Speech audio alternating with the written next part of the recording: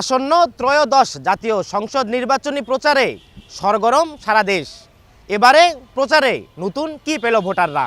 দর্শক, বিষয়টি নিয়ে এটিএন নিউজের নিয়মিত আয়োজন আমাদের কথা অনুষ্ঠানে আপনাদের স্বাগত জানাচ্ছি আমি তৌফিক হাসান তুহাদ। শুনব বিষয়টি নিয়ে সাধারণ মানুষের মতামত। তবে তার আগে দেখে আসা যাক এই বিষয়ে প্রচারিত এটিএন নিউজের একটি প্রতিবেদন।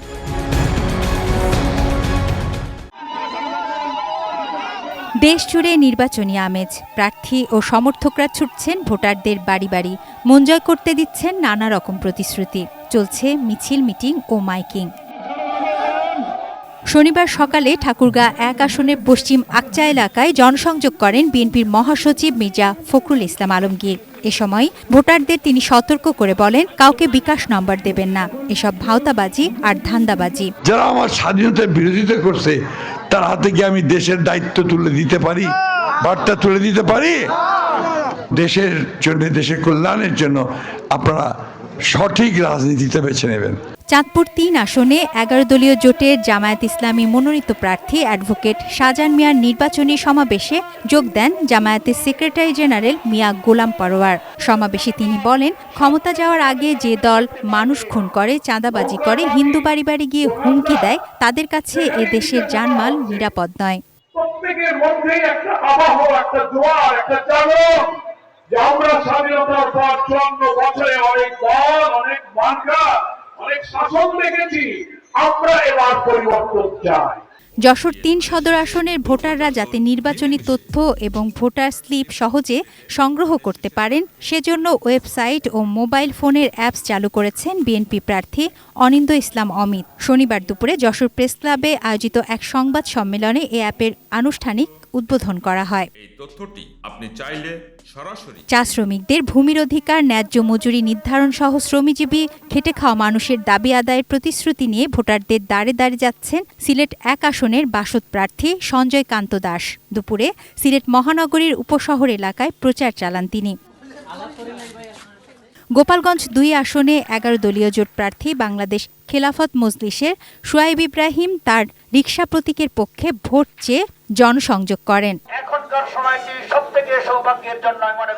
নড়াইল ২ আসনে জামায়াতে ইসলামের প্রার্থী আতাউর রহমান বাচ্চু তার নির্বাচনী সভায় বলেন, হ্যাঁ ভোটের পক্ষে প্রচার চালান। এই রাষ্ট্রের মালিক যদি জনগণ হয় তাহলে হ্যাঁকে আগামী দিন জয়যুক্ত করতে হবে।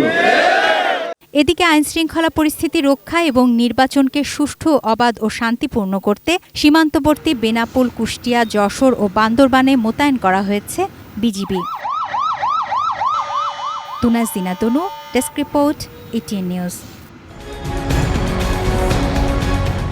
এতক্ষণ দেখলাম প্রতিবেদনটি, এবার শুনবো এই বিষয় নিয়ে সাধারণ মানুষের মতামত। প্রার্থীরা যারা আছে ওরাও অধিকাংশ ইয়ং জেনারেশনের, প্লাস হচ্ছে যারা ভোট দিবে ওরাও অধিকাংশই হচ্ছে ইয়ং জেনারেশনের। তো আমরা ওদের কাছ থেকে প্রত্যাশাটা যেমন বেশি, ওরা হচ্ছে এটা ডিপেন্ড করতেছে যে ওরা নির্বাচিত হওয়ার পরে কতটুকু হচ্ছে আমাদের আশা পূরণ করতে পারে। ওরা তো অনেকেই বলতেছে যে আমরা এইটা করব, এইটা করব, এইটা করব।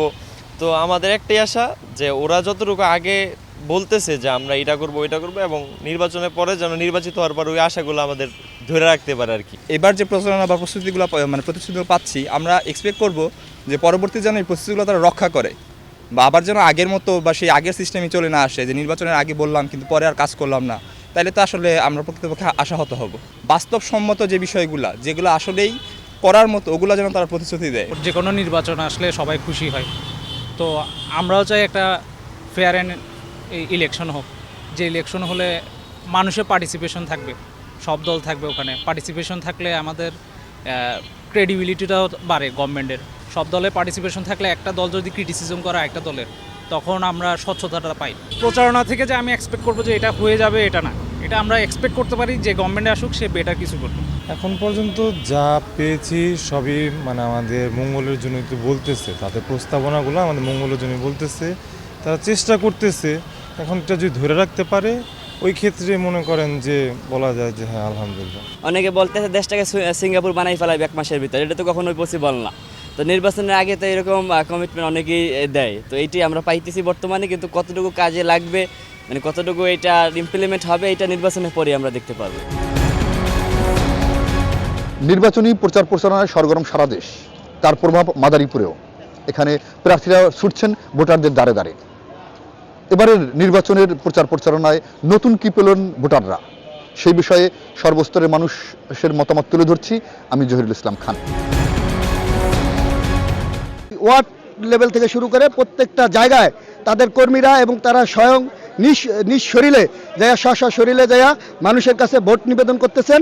এইটাই নতুন একটা পাওয়া মানুষের কাছে, যে প্রার্থীরা তাদের কাছে আসবে এবং সকল জনগণের কাছে এখন প্রার্থীরা তাদের দ্বারে দ্বারে যায়া ভোট চাইতেছে। এটাই একটা নতুন এইবারের নির্বাচনে একটা পাওয়া মানুষের। মাদারীপুরে নির্বাচন প্রচারণায় জনগণের স্বতঃস্ফূর্তভাবে সবাই নির্বাচনী কাজে ব্যস্ত আছে এবং আমি মনে করি যে বিগত 16-17 বছর পরে জনগণ একটা ভোট দেওয়ার জন্য সুষ্ঠু ভোট হবে সেই আশায় তারা বসে আছে এবং সুষ্ঠু ভোট দিবে, যার ভোট সেই দিবে এবং সুষ্ঠু নির্বাচন হোক, এটা জনগণের কাম্য। গত 15 বছর ধরে কেউ ভোট দিতে পারে না, এবারকার সবাই ভোটের জন্য খুবই আগ্রহ এবং মিটিং মিছিল খুবই ভালো হইতে আছে। আর আমরাও আশা করি ইনশাল্লাহ সুন্দরভাবে ভোট দিব, দেশটা ভালোভাবে পরিচালনা হোক, ভালো সরকার আসুক, আমরা যাতে ভালো থাকি। তারা জনগণের কাছে যাচ্ছে এবং নতুন নতুন কথা বলছে। এই নতুন কথার মধ্যে যাদের কথা তারা ভালো এবং চাঁদাবাজ নাই, সন্ত্রাসবাদ নাই, ভূমি দখল নাই, জনগণ তাকেই চাচ্ছে। নির্বাচনী প্রচারণায় সরগরম সারা দেশ। এই নির্বাচনী প্রচারণায় নতুন ভোটাররা কি পেল, চলুন জেনে নেই ভোটারদের কাছ থেকে। সাথে আছি আমি জুলফিকার আলী কানন। আমরা যারা ভোটার যারা আছি আমরা খুব স্বাচ্ছন্দ্য বোধ করছি।